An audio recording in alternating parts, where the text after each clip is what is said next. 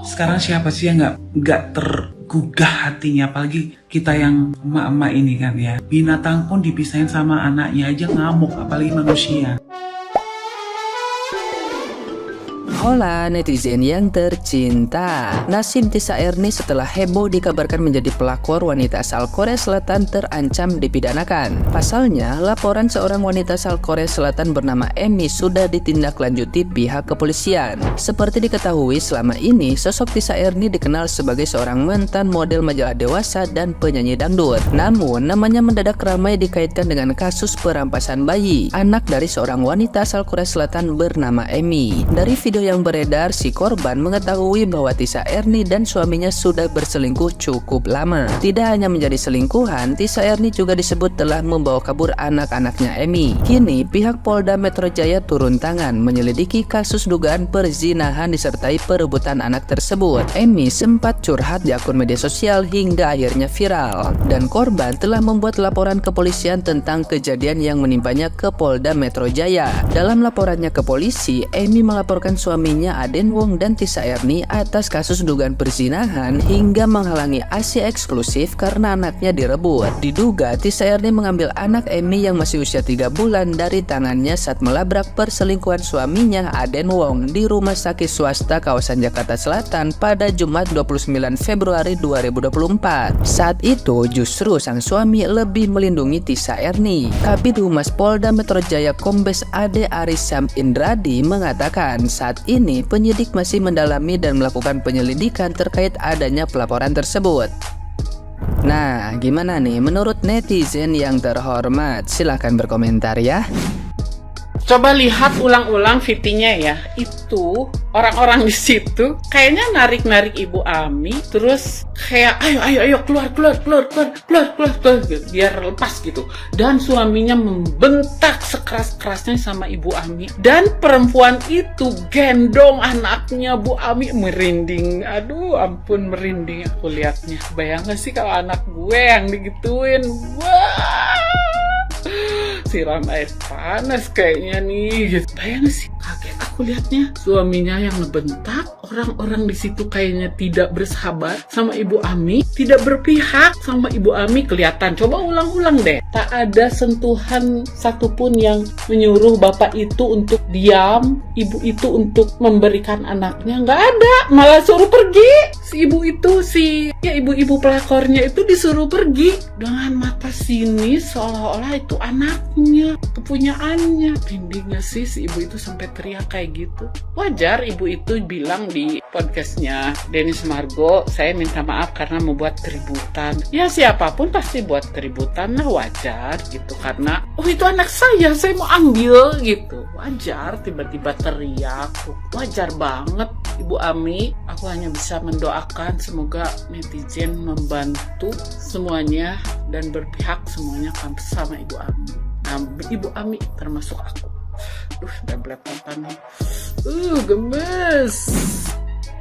Bedanya pelakor zaman dulu sama zaman sekarang itu berbeda. Kalau pelakor zaman dulu itu ngumpet-ngumpet. Kalau pelakor zaman sekarang itu dia lebih berani dan lebih galak daripada istri saya. Dia bagaimanapun ibunya yang telah melahirkan dan mengandung si anak ini selama 9 bulan. Dan anak itu masih berumur 4 tahun dan ibarat kata masih menyusui. Kadang-kadang kalau pelakor itu tahu diri, nah, kalau bapaknya kamu ambil, harta bapaknya kamu ambil, anaknya kasih aja sama ibunya. Jangan kalau kuat ibunya ini sudah jatuh ketimpa tangga, udah kehilangan suaminya, juga kehilangan anaknya. Ya saya heran itu apa ya? Kenapa memihak kepada yang melakukan itu sang suami? Masa masalah begini harus netizen lagi yang harus turun tangan? Tapi untuk para netizen kita kawal kasus ini sampai tuntas. Siapa di sini yang ngikutin juga kasusnya Kak Emi ini ya? Dia adalah seorang ibu yang anaknya itu 4 orang anaknya termasuk bayi ini yang masih menyusui ini diambil paksa sama suaminya dan pelakor. ya.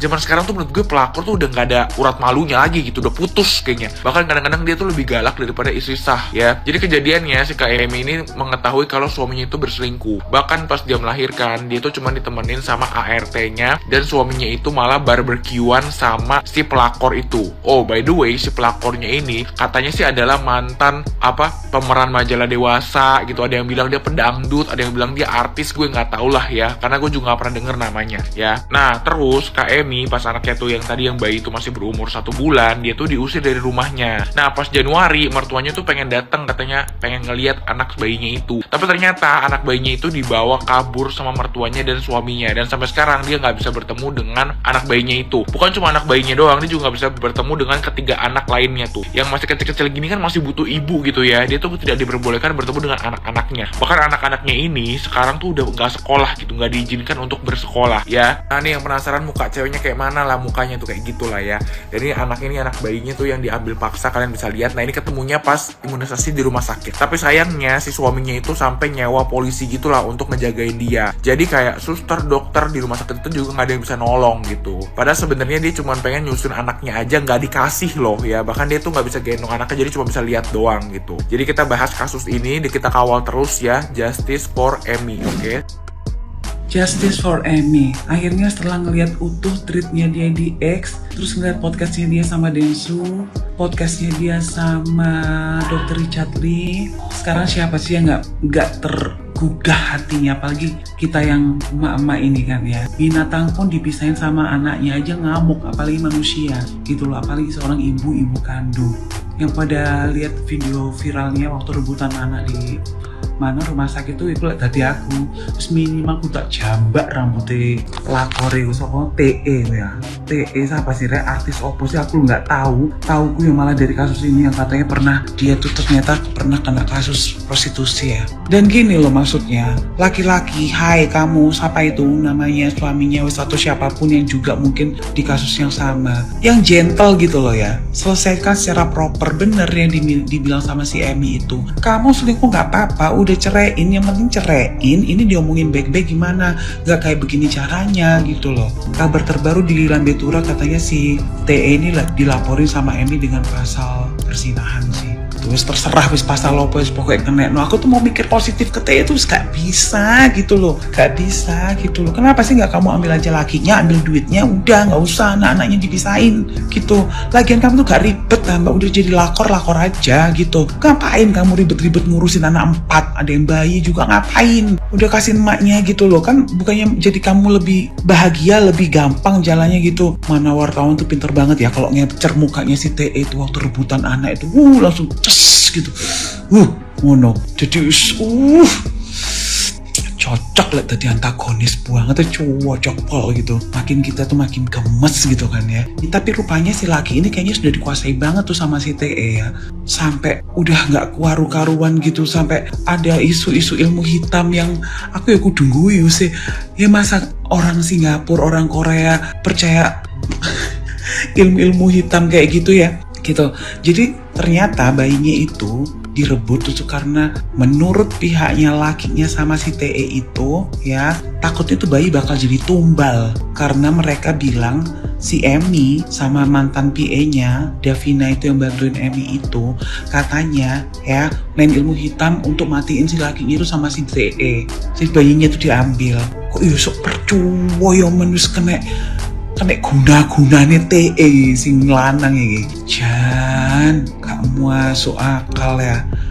Duh, terus habis gitu, padahal di awal si lakinya nih hampir nggak ngakuin tuh kalau anak yang terakhir tuh yang bayi itu adalah anaknya gitu loh. Bahkan lahiran pun sendiri gitu.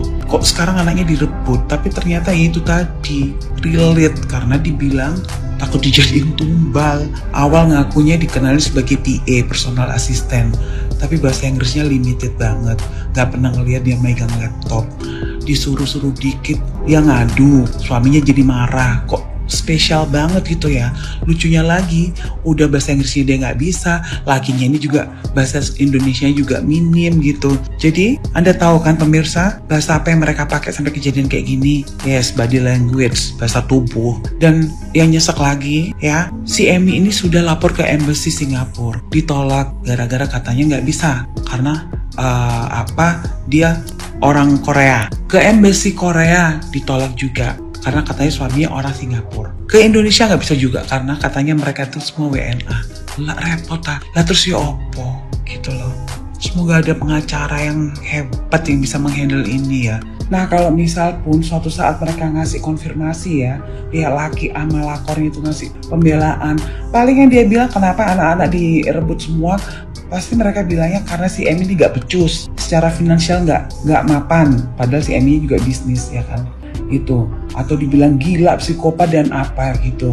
Padahal awal-awalnya itu ya, si lakinya itu malah bilang ke Amy bahwa kamu tuh terlalu asik jadi seorang ibu untuk anak-anakmu. Bahkan kadang lupa peran kamu sebagai istri. Nah, ayo, plot twist, kalau misalnya mau pakai alasan gak becus ngurus anak, lah si Amy loh sempat dibilang dia tuh terlalu asik jadi ibu buat anak-anaknya. Ayo, katanya ngomong apa kon? Siapa jenenge Aden tak jenenge ibu. Itu, pokoknya itu gemes no.